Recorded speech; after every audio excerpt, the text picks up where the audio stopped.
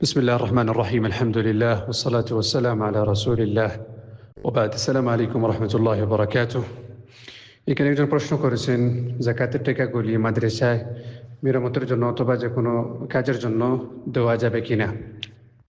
যে কোনো একজন যাকাত যদি বাহির করতে চান তাহলে এই যাকাতটি বাহির করার জন্য 8 জনকে দিতে হবে, যেটা হলো আল্লাহ সুবহানাহু ওয়া তাআলা সূরা তাওবাতে বলছেন 60 নম্বর আয়াতে।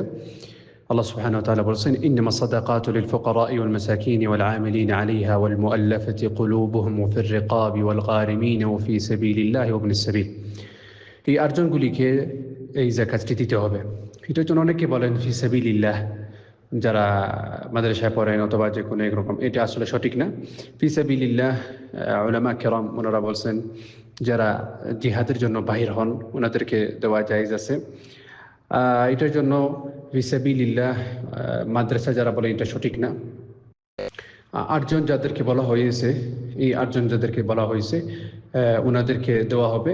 আর ফি সাবিলিল্লাহ যেটা দেওয়া হবে, যেটা যুদ্ধ যাবেন, ওনাদেরকে শরত আছে। এটার জন্য যে 8 জন যাদেরকে বলা হয়েছে প্রথম থেকে হলো ফকির, তারপরে মিসকিন, আর তারপরে ওয়াল আমিলিনা আলাইহা ওয়াল মুআল্লাফাতি কুলুবুহুম ওয়া ফির রিকাবি ওয়াল গারিমিন ওয়া ফি সাবিলিল্লাহি ওয়া ইবনিস সাবিল।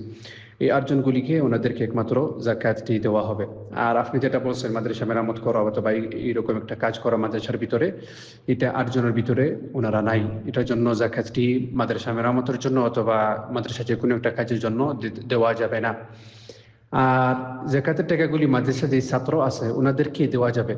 যে ছাত্র আছে, অনেক সময় অনেক ছাত্র মিসকিন ছাত্র থাকতে পারে অথবা ফকির থাকতে পারে, তাহলে এই ছাত্রকে দিতে পারবেন।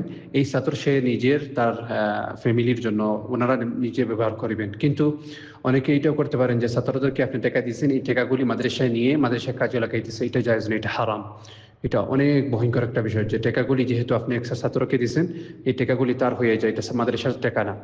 এটার জন্য টাকাগুলি যে কোনো একজন যাকাতের টাকাগুলি যদি দিতে চায় তাহলে 8 জন যাদেরকে বলা হয়েছে যাকাত দেওয়ার জন্য ওনাদেরকে একমাত্র দেওয়া হবে। ওনাদের বাহিরে অন্য কাউকে যাকাত দিলে যাকাতটি হবে না।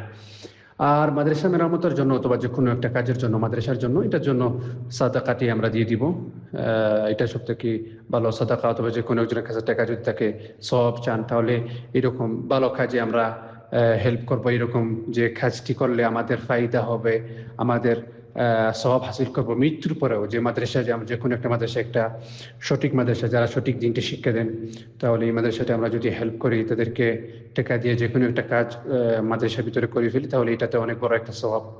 এটার জন্য আপনি যে যাকাতের টাকা দিয়ে যেটা বলতেছেন মাদ্রাসার যে কোনো একটা কাজের জন্য, এটা জায়েজ নয়। আর আপনি এটা যাকাতের টাকা দিয়ে এখানে দিতে পারবেন না। আশা করি ইনশাআল্লাহ আপনার প্রশ্ন উত্তর পাইছেন। আসসালামু আলাইকুম ওয়া রাহমাতুল্লাহি ওয়া বারাকাতুহু।